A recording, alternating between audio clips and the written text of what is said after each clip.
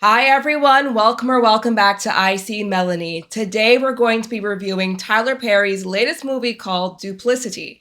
So if you're unfamiliar with my channel, I have reviewed 3 of Tyler Perry's movies in the past year, and I've watched a couple just for fun that I haven't reviewed, and we come to this day where I watched Duplicity. So I have to say, with the exception of the 688, I think every Tyler Perry movie I've watched is terrible, and that includes Duplicity. So I'll go into the details as to why I feel that way, but before I do, make sure you subscribe, like, share, and definitely leave your comments because I'm sure a lot of you feel the same way I do, and probably a few of you feel the opposite too because there are a lot of Tyler Perry fans out there. So, okay, the very high level overview of Duplicity. There is an unarmed black man who is killed by the gun of a white police officer.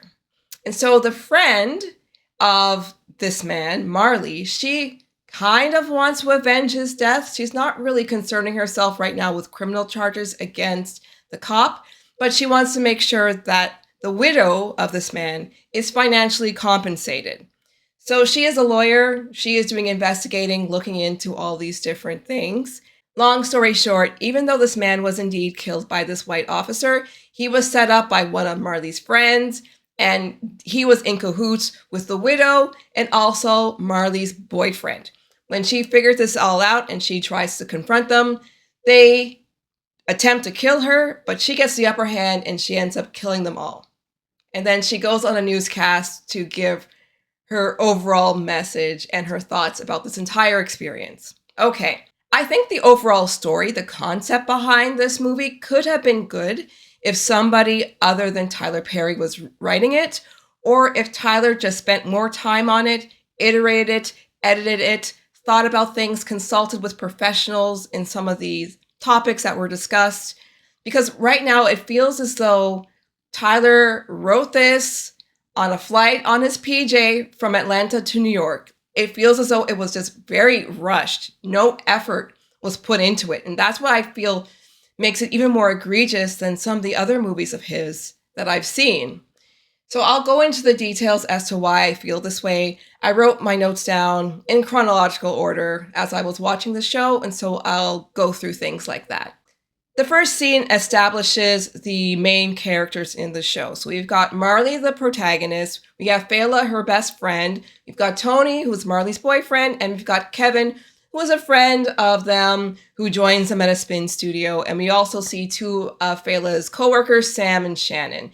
So immediately we establish that Fela and Kevin don't like each other, even though that turns out not to be true. We learn at the end. But anyway, we go to Kevin, and he is a lieutenant officer, and he's talking to the crew of policemen about what they're going to be doing for the day.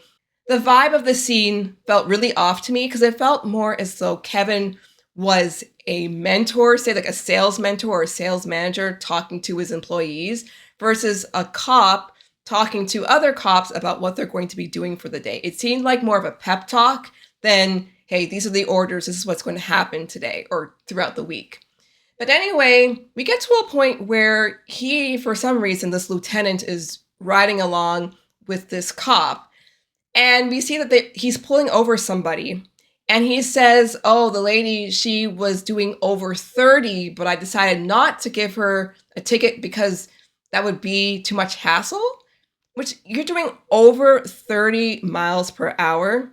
That, I'm Canadian, so we use kilometers. That's 50 kilometers an hour. A residential street or a smaller street in Toronto and the surrounding area has a speed limit of either 30 kilometers or 40 kilometers. So this person was doing 50 kilometers over the limit in a residential area, and you don't want to ticket them? This is where the writing and the editing could use some work. Because if you said 10 miles, that would, be within the realm of reason. But to say 30 miles over and you're just going to let this person off, that makes no sense. Fela is at work and she's reading the news off the teleprompter, and she learns from there that her husband has been shot by a police officer. The details that are included in this report are so unrealistic because this is a morning show. We get the impression that it's not super early in the morning, but it might be at 10 or 11 o'clock. they would not have all that information available. They would know that a man has been shot. They would not know likely his name or his age, but I can even give them that. But they would definitely not know that he was shot by a rookie cop. That is information that they just would not have by that point. And this kind of bears out the point that Tyler doesn't really do research and understand how these things tend to work. Tyler could have watched any Law and Order episode. He could have watched the actual news to realize that all that information is not available to people within the space of an hour, maybe. That's just not realistic. And that just, again, goes to show that he hasn't put the effort in to writing these things so that they're realistic. In the scene where Marley, Tony, Shannon, and Sam are talking about how they're going to investigate this with all they have and how they're going to work together, it's also mentioned that Sam is the head of the investigative team of journalists over there at the news station. And Tony says, yeah, okay, I'm really looking forward to working with you. For one, if this guy's a private eye, you would assume that he would know this Sam character already if they live in the same town and they're in the same circle. But also, the Sam character, he was on the floor at the morning broadcast doing the countdown 3, 2, 1 until they got on air. So if he is the head of the investigative journalism team there at the news station, why is he some type of producer on the floor? That makes no sense. Throughout the entire movie, Marley isn't portrayed as a competent lawyer, and they never explain what type of lawyer she actually is. But she never picks up on the fact that her friend keeps on emphasizing and harping on the financial compensation she's going to get because of her husband's death. And she never talks about bringing that cop to justice and making sure that the cop, is held legally responsible for the death of her husband. And I know they were going through marital issues. They weren't really getting along so well, but still, it should strike Marley at least as kind of odd. Now let's get to a scene that was so incoherently written, I had to watch it about 3 times. I also had to put the closed captioning on to make sure what I was hearing was what was written. I was so confused because it made 0 sense. And that is the scene where Marley is approaching the DA, Ina. So we know that she's a DA because we see that on her nameplate. So this DA, the first thing she says is, on behalf of the city, I'm so sorry and I apologize for your friend's death. So Ina, being a DA, she represents the state. She represents a district in the state. She does not talk for or represent the city. And I know that DAs interact with mayors and police chiefs and all that kind of stuff, but they are on a different level. They have a different jurisdiction from what a mayor has. A mayor is municipal, a DA is at the state level. So she can't speak on behalf of them. But Marley really shouldn't be in that room talking to her because Marley is looking for financial compensation. She wants to settle with the city and she wants it to move pretty quickly. Again, she's in the wrong place. The DA deals with laws, they deal with charges because the DA acts on behalf of the victim and in essence, they act on behalf of the state, of the district within the state. They don't deal with financials. The DA always acts as a plaintiff. They are always a plaintiff. They are never a defendant. So a lawyer can't sue a DA. And in any event, the DA doesn't deal with money. They deal with charges. So why is she even in there? It was really, really, really weird. And again, I am no legal expert. I am not even American. But I know the basics of jurisdiction because it kind of works the same way here in Canada. You've got your provincial laws, you've got your municipal laws, you've got your state laws in the US, and you've got your city laws, municipal laws in the US as well. And I have watched a lot of Law and Order. I have watched a lot of police procedurals in my time. And I also Googled it to make sure that I had that information straight. And Google confirmed that yes, no DA is going to be working on behalf of the city. And you're not going to get money through the DA's office. If you want to sue the city civilly, not criminally, because you can't sue a DA civilly, she needs to go to the city if she wants to sue and get financial compensation. And she should know that. And then also at some point, Ina mentioned that this is going to the state's attorney. The state's attorney, generally speaking, they don't deal with incidents like this. They deal with broader issues that affect the state, the people of the state. They won't deal with an individual case like this. But again, the most egregious thing is that Tyler really conflated and confused the different levels of government. Like, this made no sense. And again, we don't know what type of lawyer Marley is, but she should know these very, very fundamental basics. There was also that point where Marley is in her car and she's crying and her boyfriend meets her and she is telling him how she saw the video of her friend being shot. And she mentioned this, and I could kind of let this go because emotions are at play. But again, as a lawyer, she should know this, and I think everybody should know this too. The cops, when they shoot to kill, which is why it's so egregious that they just pull out their guns all the time. They don't shoot to maim. They don't shoot to slow you down. They shoot to kill. They'll shoot you in your heart or your head. So she mentions, oh, why couldn't they have just shot him in his leg or slowed him down or something? It's like, you should know this. You should know this. It was just kind of irritating that she said that because, again, she's coming across as a very incompetent woman and a very incompetent lawyer. Another scene that was so pointless is where Marley goes to the house where her friend was murdered and she runs into the lady who called the police on him. And so the lady at one point says, they say I'm a racist, but I'm not. It's like, oh, okay, fine, whatever. And at one point she asked her, are you a protester? It's like, do protesters usually just show up one at a time wearing a nice business suit? They're not loud, they have no signs, and you're in a residential neighborhood in the middle of the day. Do you really think she's a protester? It was so unnecessary. I don't know why Tyler included it. In the scene where Sam and Shannon visit Marley at work, and they've got some pictures and some screen grabs from the neighborhood's security cameras, and they show her a picture of an SUV. It's a black SUV, and we see that Marley has a reaction. Later on, she goes to her boyfriend's office, and she says, oh, you're in this picture, which we couldn't see, so okay, now we know. Again, why wasn't this made clear? Why wasn't it a close-up of this man in this black SUV? And then she mentions this is Gloria's SUV. And I was confused. I was like, who is Gloria? There was no mention of a person named Gloria. We saw nobody named Gloria. I looked on the IMDb page. There is no character named Gloria in this show.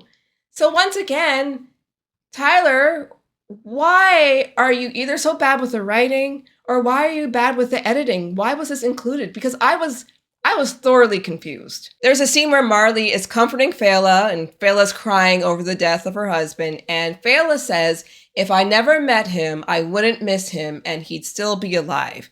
Now that is a weird thing to say.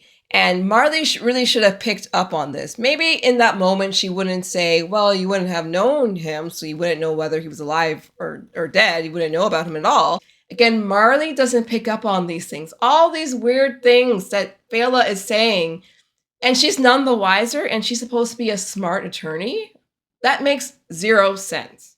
In the scene where Marley gets home at nighttime, she's pulling up into her garage. She's about to go into the garage entry into the house, and Caleb comes up wearing a hoodie, very conspicuous. And this was there just to drum up some drama because unless this guy Caleb is really, really stupid, and it could be argued that he is, why would you show up to a woman's house like this, looking very suspicious, especially now that we know that he has a wife? He could have had his wife approach her in a more neutral place, not her house, maybe at a food court by the courthouse or wherever, or by her office, in the middle of the day. The wife would seem like a more relatable, a more approachable type of person because she's a woman and she's also a black woman. So why would this guy show up at nighttime? Anyway, I remember this when I was editing the video. So at one point, the cop says to Marley, I have a kid too. I'm not racist. For one, those sentences don't flow from one to the other. They're like a non sequitur. Also, okay, we learn later on he has a kid with his wife who happens to be black. He says he's not racist. Well, technically, you could still be married to somebody of a different race and be racist towards that race. But I think with this, Tyler Perry just didn't bother to give this actor the right dialogue, and he kept this line in that did nothing except for make the character look stupid. So then her boyfriend pulls up and she tells the guy to go away. He threatens him and he watches him leave. And the way they lingered in on him looking to make sure that he actually left, that was basically telegraphing that this guy, Tony, he is up to something. It went on for so long. The acting was not subtle at all. It was really comical, actually. We get to another scene where Marley, Sam, and Shannon are talking about everything that Sam has pulled up. And so he mentions the army was very hush-hush on his background. This is the first time we're hearing this guy was in the army. The only thing we knew about this Caleb guy was that he lived in a small town, he was new to this, and that town had a meth problem. We never heard anything about him being in the army. And now we're about, the halfway point. Again, if Tyler knew how to construct a story well, this would have been introduced at the beginning, because this will let us think, okay, this guy, in addition to being a rookie, being a white guy, maybe he has, PTSD or he's trigger happy. And so that's why he kind of let loose on the husband who died. But no, he tells this way after the fact. And again, this is a situation where I had to go back and rewatch to see, did I miss something? I didn't miss anything because Tyler only introduced this army background at the halfway point. In the situation where there was a break-in at Fela's house, at first I thought that was really conspicuous, but now I know it was a setup because they wanted it to appear that Caleb was one who broke in, even though he wasn't. But there were 5 or 6 cops at the house investigating this break-in. There is no way. You're not finding that many cops to investigate a residential break-in. That was unrealistic right there. And we see Marley, Kevin, and Tony talking about Caleb and how the police have been tailing him. This makes no sense because at this point, Caleb has not been charged. They are saying that the shot appeared justified. And we also know that the police union is backing him. So right now, there is no need for anybody in the police department to be tailing him. Marley should really pick up that this makes no sense and that Kevin is making this up. But once again, she doesn't clue into anything. Once again, Ina and Marley have a discussion, and Ina is saying we at the city are having a problem with recruiting cops and how they're kind of basically scraping at the bottom of the barrel. Again, she is a district attorney. She has no jurisdiction. She is not working for the police department. She doesn't do any recruiting for them.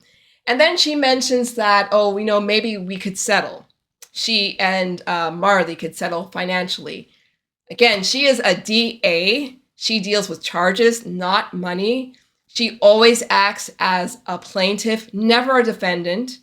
This makes 0 sense. And also the idea that the city settled with them over the course of just 3 months to the tune of $15 million, that is completely unheard of. That makes 0 sense. Another thing that makes sense is the relationship with Marley and Tony, because we have seen a few times that Tony has withheld information. Marley has confronted him, saying that she needs to know everything. She's always a fighter, and she has been burnt in the past by previous boyfriends, and she doesn't want this from him. So we see that she's already put him in the doghouse, and we cut to 4 months later. This man is still sleeping on the couch. Now, Marley is not very bright, obviously, but the idea that you have this live-in boyfriend and you don't have him in the same bed with you for 4 months, really? Are you still going to keep him around in your house for 4 months if you guys aren't even together like that anymore? And also, they did an establishing shot of the neighborhood, and all these houses were really big. So Tyler, do you believe that we think that she had this man in the living room and not one of the extra bedrooms in the house? It didn't make any sense. It didn't make any sense. Another thing that made no sense is this guy Caleb apparently being on the lam. The police can't find him, even though he kidnaps Marley right from the neighborhood gym. So he's clearly in town. Also, this guy has a family, so most likely they would know where he is. He would be with them. There's no talk about them talking to his wife. Again, I know Tyler wanted to say that towards the end as a little gotcha for us. But in terms of the construction of the story, It makes no sense. We see Marley at her office or somewhere where she's looking at Kevin's file. So Kevin's hire date to the police force is 96, so almost 30 years ago. He is at the lieutenant level. And so I had to Google because I wasn't sure the different rankings. Basically, the lieutenant level is like in between, the lowest level of cop and the police chief. So it's pretty high up there. So even the idea that this guy was riding along with this rookie cop that day, that doesn't make any sense. I'm not saying it's impossible, but it seems highly unlikely. And also the fact that this guy was operating in a different zone. Why did they only discover this on this day? Because if I guess they don't really care about the legal ramifications for Caleb, but you would think that this is something that, again, this woman who's supposed to be a smart lawyer would have investigated or would have known from a long, long time before. Okay, so the situation happens where Marley is abducted by Caleb and his wife, and the woman who was at the house where the husband was visiting, and she tells the whole story about how he was protecting her and all that kind of stuff, right? So she tells Marley about the phone that she taped to the bottom of the cabinet in one of Kevin's bathrooms, and she gives him the address. There are a couple inconsistencies with this. For one, Kevin did say he rented the house a couple of times, but we don't know exactly when he did that. But if this woman was in his house before all these things went down with the killing of that husband, that means that he has been living in this house for quite a while. We know he's been living there for at least 4 months or more than 4 months. You would think that Marley would know as a friend, but let's just say she doesn't know where he lives. When this woman gives you the address and we see her pulling it up on Google Maps, she knows that this is okay. It's an hour away. It's a bit remote. She would probably have an understanding of, what the kind of neighborhoods are like in her general area. The same way I know that, houses an hour away tend to be like this. Houses an hour north, especially ones that are along the lake, tend to be really nice and really fancy. And even on the Google Maps or whatever she's using, you can get a sense, you can see how big the block is that represents the house. So she has to know that this house is going to be pretty grand. And of course, she pulls up there, and this house is a mansion. Also, she is not confused as to why her boyfriend happens to be there. And he pulls her, he holds her mouth and stuff, but she's unfazed by that. That makes no sense. And I should mention as well, the friend Kevin shows up in a Ferrari, I think it is, a very fancy sports car. And they don't seem fazed. She doesn't seem fazed by it at all. The friend Tony, who is already in cahoots with them, he mentions, you can afford all this on a cop's salary. But Marley doesn't seem fazed. It doesn't make any sense. So she goes to the bathroom. She finds a phone that's taped, and she opens it up. And small nitpick, unless this phone was powered down, even though I think after 4 months the battery would die anyway, this thing pulled up very easily. But also, from a more important part of this is, as a lawyer, she should know that evidence needs to be clean when it's presented in a case. She is the person who is holding this phone. She's the person in custody of this phone. She has every motive to manipulate it. And even so, her presenting this as evidence would probably not be admissible. So the guys have figured out that Marley has figured them out. And she tries to leave, but she's missing her phone and she's missing her keys. Now, if she is going to this house in pursuit of evidence against her good friend, I don't know why she would let her guard down by leaving her very valuable possessions in this situation, keeping them away from her. They should be on her person. I don't recall seeing her put her purse down or put her phone down. I don't think we saw that, but even if we did, it makes no sense. So then the whole situation happens where they chloroform her, they put her on the boat, and we see Fela is in with them, so obviously we know they're all in cahoots. Then Fela mentions something that made no sense to me, and I rewound this again several times. Perhaps you know, but she said something to the effect of, if she'd just taken a minute, she would have seen that Tony's name isn't Kevin. I had no idea what that meant. If you can figure out what that means, please let me know, because it just went over my head apparently, or it just didn't make any sense. Also, these guys, they don't seem very smart. Yes, okay, they're going to weigh her down when they drown her, but to put her only 300 meters away from your house, that's not a very smart idea.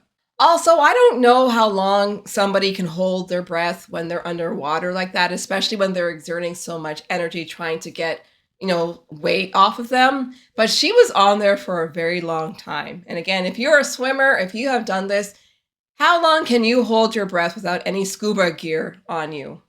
I don't know.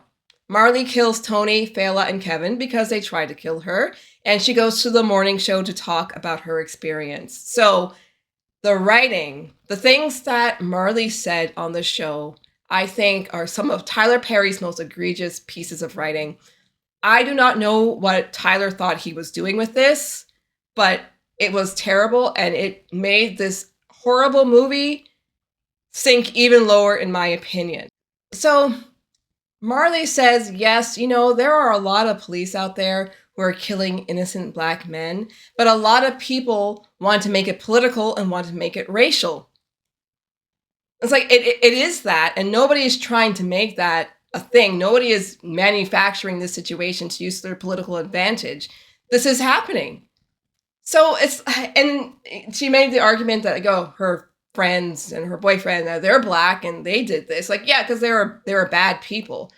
But this isn't to say that, Black people shouldn't take advantage of this situation to, I don't know, screw over white police officers. Like, what is the point of saying that? She mentions taking the arguments from the left and the right out of it is still fundamentally wrong. It's like, well, obviously, systemic issues within the police department, yeah, it kind of transcends your political leanings. If there are issues where the police officers are targeting Black men and going after them disproportionately and going at them with force and with lethal weapons for silly types of things like this, yeah, that's a big problem. That's not really a political, I'm a left winger, I'm a right winger type of thing. Why would she even bring that up? She mentions that a conservative news outlet was saying because these people who were Black were in on the scheme that people shouldn't pay attention or pay any mind to cases where innocent Black people are being shot by the police. And then she says, what I would really hope for is that we take a look at all these cases and judge them fairly. It's like, aren't you a lawyer? Wouldn't you want to kind of rise above that, go a bit beyond that and say, we want to fix these systemic problems and prevent these things from happening to begin with? Because when you say you want to judge these cases as they come up fairly and objectively, it's too late by then. By that point, somebody has already been shot. That's very reactive. And why? Again, she is a lawyer. She should be thinking about things from a more hierarchical type of perspective. And she's also a Black woman too. No. Don't judge these cases after the fact when somebody's loved one is dead. Judge the system where the cops are coming from to make sure that they don't kill innocent people. And that really, really bothered me because he could have taken this speech and presented those things, talk about the systemic issues. A lot of people always forget, like, the problem is in the system, the police force, whether it's in the States or in Canada here as well. It is a type of environment that bad people who like to kill, or people who are in power, people who have issues with power, they can extol that power on the people of the land, of the city, and get away with it. Because that's kind of how the system is built. So yeah, oh my God, it's so tone deaf. It's just, it bothered me so much. She mentions the issues are with race relations and officers. No, again, it is a systemic issue with the police force. That's where the problem is. It trickles down to the people on the street, but it needs to be solved at the police force level. And she says, justifying what is right and what is wrong. And when they're wrong, treat them as such. Oh my gosh, again, if you're a lawyer, it's not a matter of what's right or what's wrong. It should be a matter of what's legal or illegal. And also, their actions that you take or people take, whether it's the cops or a person to a person, they have to be proportional. And again, the systemic issues at the police force, okay, if they deem that somebody is wrong, so say they thought they thought he was breaking in, they thought he was wrong and they killed him. So obviously, the problem is bigger than just looking at a situation and judging if things are right or things are wrong. And it's just, oh my gosh, bothered me so much. And then she says, if somebody is right, we have to stand with them, whether we believe in what they believe or not. So again, this whole like, oh, whether they're right wing or left wing type of thing, that's not even the situation. The problem with the police brutalizing innocent black men on the street doesn't have to do with anybody's political leanings. And anyway, if you're seeing somebody on the street, you don't know what their political leanings are unless they're wearing a Trump shirt or a, I don't know. Nobody really wears Democrat shirts, but you don't know what their political leanings are. But they know that they're black. That's the problem. That's a systemic issue. So I think that this message here is just so tone deaf.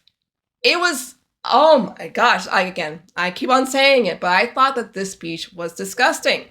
When I think about this movie, I have no idea of who they're trying to appeal to, because the situation where, black people make an elaborate scheme to set up a white cop, that doesn't happen every day. I don't really hear situations like that. That is not a systemic problem the same way cops killing black men on the street, that's a systemic problem.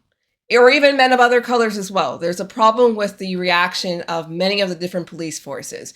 It's not a problem of people kind of trying to overtake and outsmart and manipulate the police force. That's not an issue. So why is he saying it as though, the regular common people on the street have the same degree of power legally or when it comes to, firearms as the police do? It just seems like a false equivalency. I don't know what the point is. Like, to me, this movie comes across almost like Copaganda in a way. And if Tyler Perry, Tyler Perry's a very rich man and he moves around the world different from you and me. And I feel as though he is just really out of touch. The idea that he wrote this, it just boggles my mind. I think it is, I don't have words. Clearly I'm stuttering. I don't know what to say.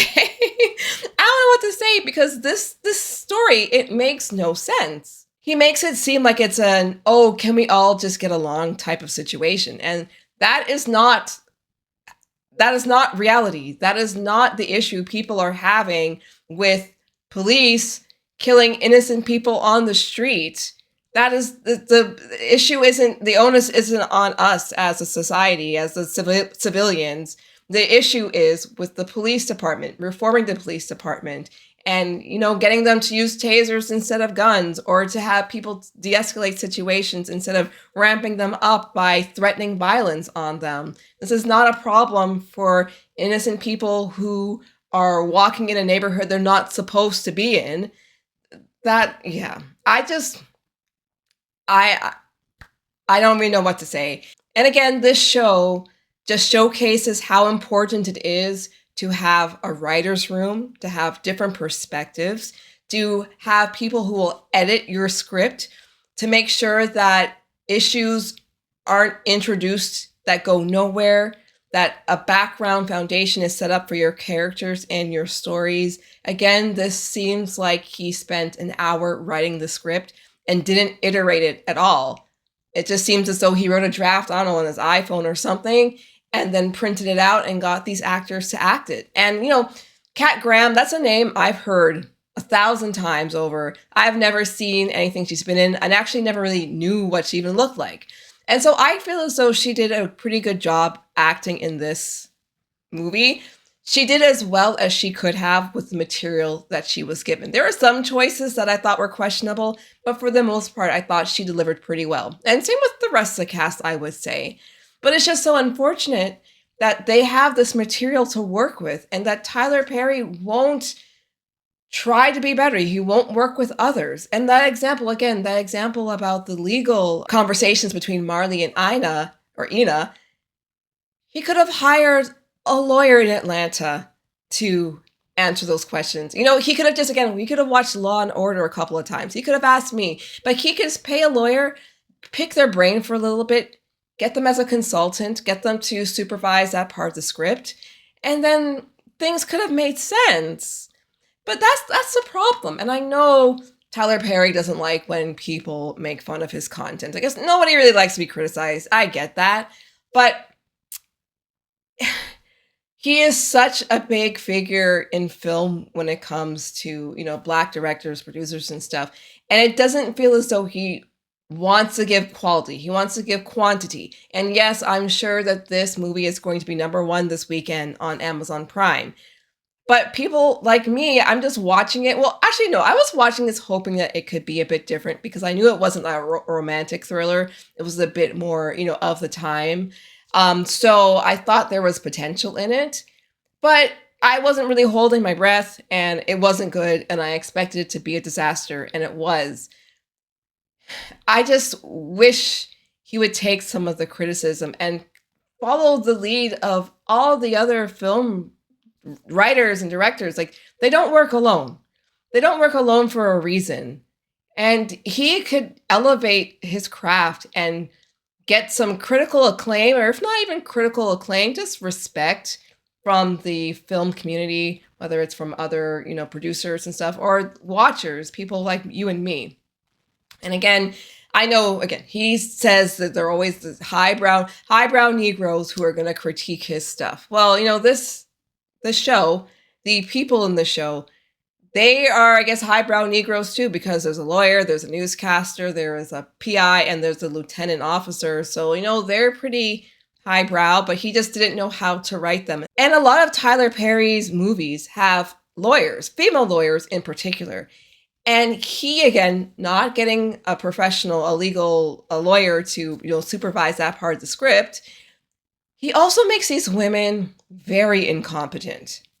Very incompetent. This woman, Marley, she wasn't able to put two and two together until the very, very end. There are so many clues that just a regular adult would click and figure things out, but she's supposed to be a successful lawyer, and she wasn't able to put two and two together. She didn't even know who she was talking to. She didn't realize that talking to the DA is not going to get her a settlement for her friend. So, yeah, I don't know. And yeah, people are going to say to me, yeah, Melanie, you're not a producer, you're not a writer, you're not as successful as Tyler Perry, you don't have as much money as he does.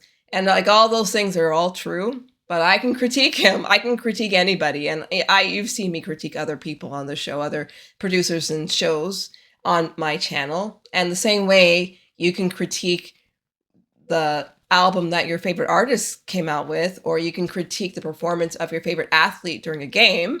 Yeah, I can critique his movies because I know I've read a book or two. I understand the structure of a story. I understand when things are coherent and when they're not. And I've watched other TV shows and other movies that had structure. And even if I didn't like the premise of the story, I can appreciate how it was written. And again, I think with this, the idea of the story, it could have been something if somebody else was writing it. So that's all I have to say about that. I would love to know what you have to say. I know people are going to think I'm overly critical. I'm going to get, insults in the comments. That's okay, because we don't have to agree. There is going to be an audience that will actually like this show, but I'm sure there are going to be a lot of people who also share my sentiments. So I would love to know your sentiments, whatever it is. So please leave a comment, and thank you for watching me here on I See Melanie. Make sure you like, share, and subscribe, and I'll see you later talking about whatever else I'll be talking about on this channel. Okay? Bye, everyone.